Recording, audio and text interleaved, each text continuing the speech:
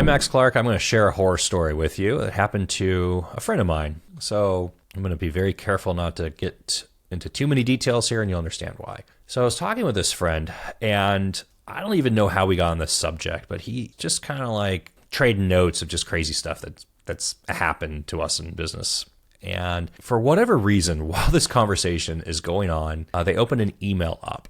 And that email was a letter from an attorney representing a software company. And the letter basically said, "We've caught you. We know that you've pirated our software. We know it's got this much of our software. And you owe us this much money." It was significant. You owe us this much money, or we're going to do horrible things to you. Write us a check right now.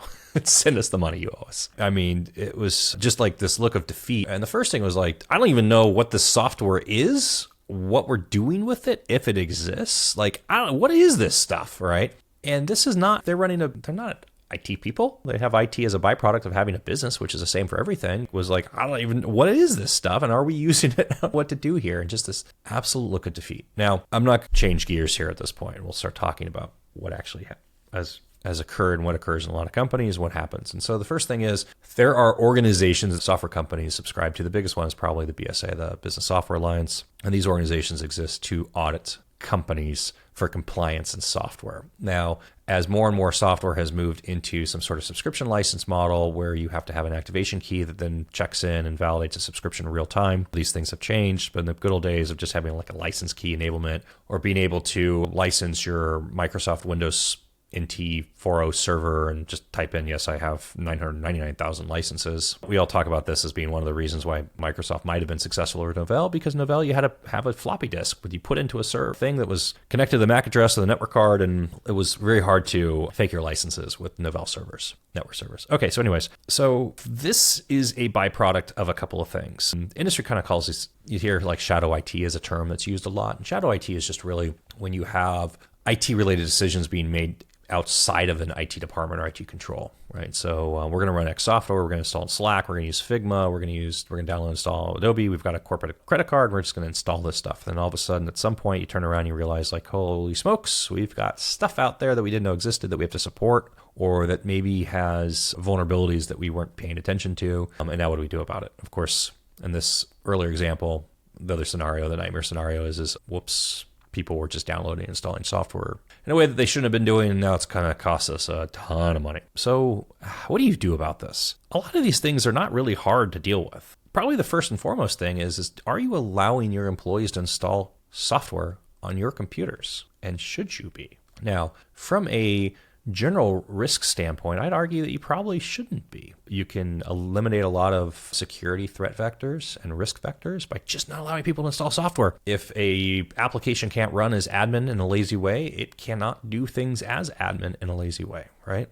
Now, there's more nuance to it than that, but that's a simple example, so hopefully you get it. Now, there's a lot of different ways of managing this, and this becomes one of those, you get to make decisions of how you want to manage this. You can manage this through user account policies when you create and set up desktops, right? Instead of giving people a sign-in to the desktop with a administrative access, you create a user account for them, and they don't have administrative rights. And then you have yourself or your IT person has to walk around and log into every single computer and provide updates or to install software. It's kind of like the old medieval dark ages, a way of doing it. You probably don't want to do it this way. More modern versions of this would be to use what used to be called an MDM, or mobile device management. Now it's called universal endpoint management. By the way, all these acronyms have like 4 versions of acronyms. So if I'm using a wrong acronym, it's because a change since I learned it. Anyways, tell me I'm wrong. So what MDM and UEM does for you is you enable and you enroll the device. Usually when the device turns on for the first time, the device goes through an enrollment process. And then you have remote centralized administrative control over that device, including what software gets installed, what things the device can and cannot do. Disabling USB ports, also a really good idea to disable your USB ports on devices. That way people can't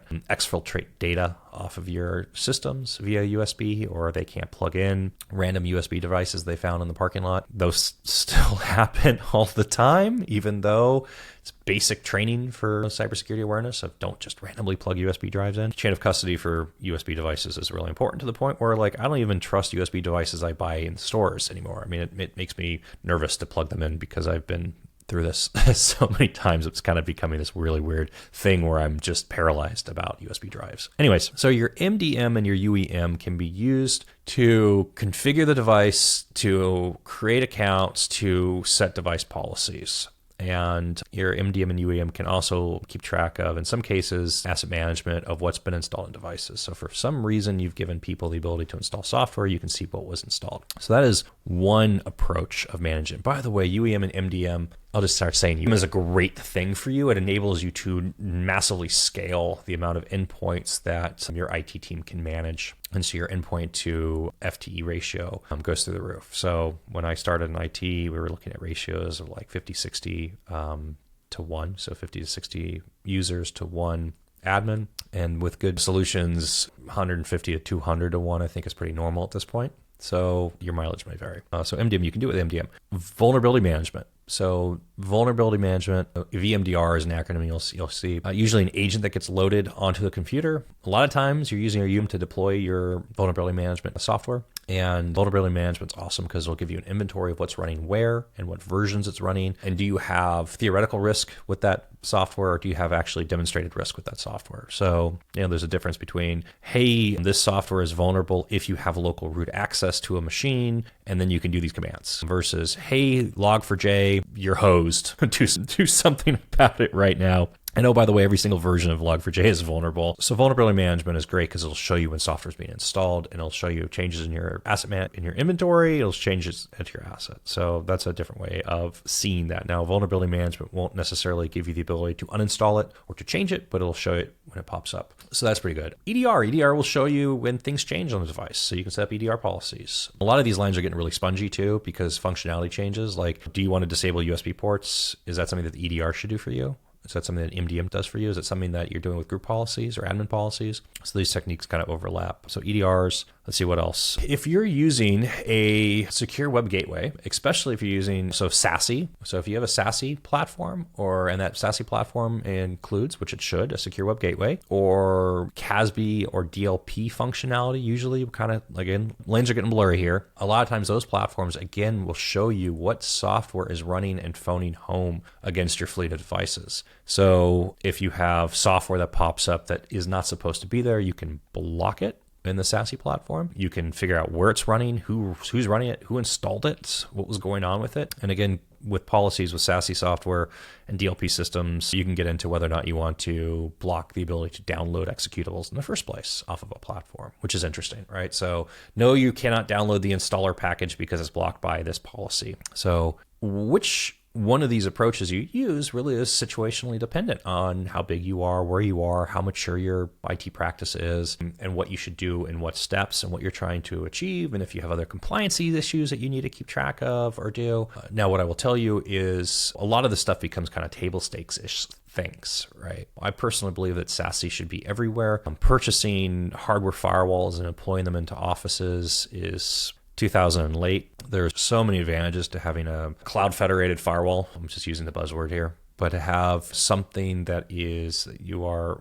not responsible for updating and can be updated in real time, and that can actually apply very large data sets and machine learning algorithms against to find patterns and to protect you, right? So having a firewall that does some sort of IDS, IPS, or deep packet inspection or UTM on the firewall, you're limited to the processing power and updates that firewall has. When you go to that's delivered via the cloud, if you have something that's cloud-based, you're not maintaining that, your service provider is maintaining that, and that stuff is being updated very quick. Okay, so back to table stakes. If you're not running an MDM or UEM platform, just get one. Microsoft Intune, if you're running Office 365, it's going to be great. If you're running Chrome OS, upgrade to Chrome Enterprise and get their platform. If you're running Macs, there's lots of options out there. Jamf is probably the most common that I see. Mosley is popular. I mean, you can get into these unified systems like AirWatch or Mass 360. I mean, it doesn't really matter. Notice that I'm not really like, oh, you have to run this platform, otherwise you're going to be doomed. The point is just get the functionality and get it running and get it deployed, and then set policy with it that makes sense for you. So now what I told my friend was basically this. Tell your IT team, in this case, they had a service provider that they were contracting with, an MSP, to deploy an MDM and to prevent this from happening to you again in the future. Not a lot of change has to take place. I think there's fear that comes across of like, what's going to happen as a result? And are we going to piss our employees off? And are they not going to be able to work? And the answer is when you're a small company, let's say you're a really small SMB, you're by definition an SMB, you're 20 people, and somebody installs $1,000 software package on 15 of your computers, and then you pay penalties on top of that, and then you've got enforcement fees and everything else, right? Do you really want to give people the ability to cost you $50,000 out of like the thin air? I mean, like literally you just opened your email up one day and you find out that you've got a demand for 50K. And that number multiplies with scale. So 20 people. Now imagine that being 200 people. And for some reason, people have deployed some software package that you don't even need. It was just like, oh, we installed this everywhere just because, right? And we put it on 150 computers at $1,000 a pop, right? This goes from being a non-issue to an existential crisis really quickly. So from the business hat side of things, don't allow USB access. It's not worth it. Nothing good will come of it. You've got a platform to share files with. I guarantee it, right? Google Drive, OneDrive and SharePoint, Dropbox, Box, whatever you're using, it can share files just fine. You don't need USB drives. And the overwhelming majority of your employees do not need to install their own software or manage their own software and have admin access to their machines. And you should not give it to them because the multitude of bad things that can happen to you versus the slim lines of good things are so... anyways, it just doesn't matter. I'm Max Clark. I hope this helps. If you have any questions, clarifications, or just tell me I'm wrong, comment below and we'll respond.